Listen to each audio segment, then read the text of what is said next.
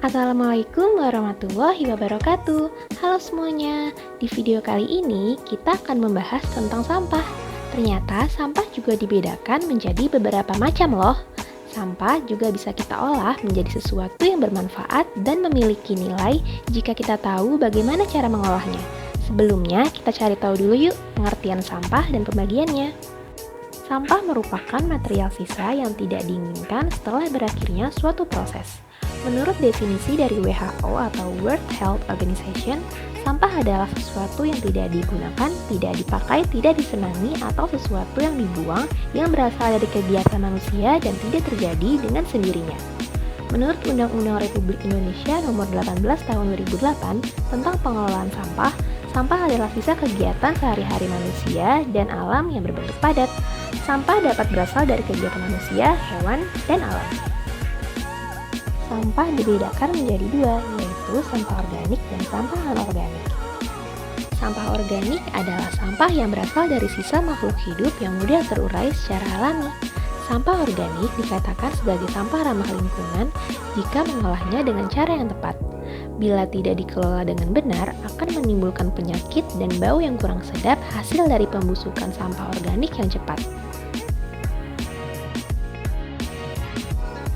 Nah, sampah organik terbagi lagi menjadi dua macam, yaitu sampah organik basah dan sampah organik kering. Sampah organik basah adalah sampah organik yang banyak mengandung air. Contohnya, sisa sayur, kulit pisang, buah yang busuk, kulit bawang, dan sejenisnya. Sedangkan sampah organik kering adalah sampah organik yang hanya mengandung sedikit air. Contohnya, kayu, ranting pohon, dan daun-daun kering. Selanjutnya ada sampah anorganik. Sampah ini adalah sampah yang sulit terurai. Jika tertimbun di dalam tanah dalam waktu yang lama dapat menyebabkan rusaknya lapisan tanah. Contohnya ada plastik, botol atau kaleng bekas minuman, ban bekas, besi, kaca, kabel, barang elektronik, bohlam lampu, dan lain-lain. Memang sampah anorganik sulit terurai, tetapi dapat kita manfaatkan kembali. Sekarang kita akan cari tahu bagaimana cara mengolah sampah organik dan anorganik, agar sampah tetap bisa menjadi bermanfaat, bahkan memiliki nilai ekonomis. Yang pertama yaitu cara mengolah sampah organik rumah tangga menjadi pupuk kompos anti bau.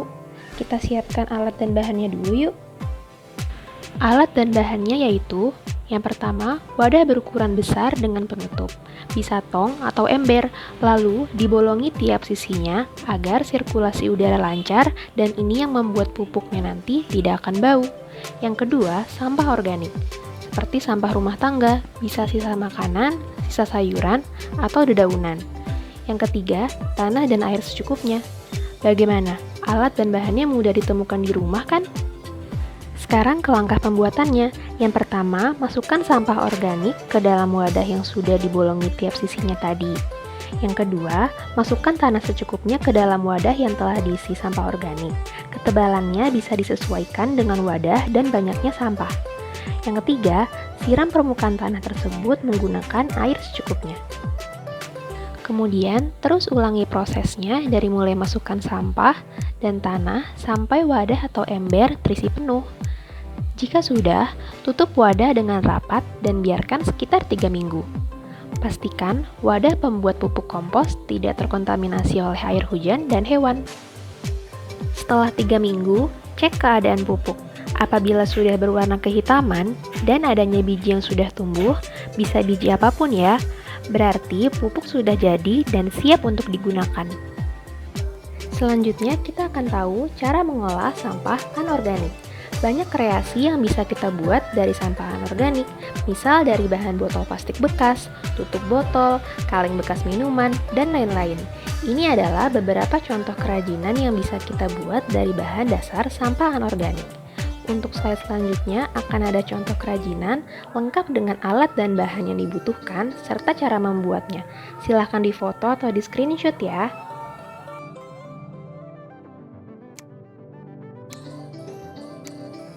Ini dia beberapa tutorial untuk memanfaatkan sampah anorganik menjadi barang yang lebih bermanfaat dan juga bisa untuk menambah kreativitas.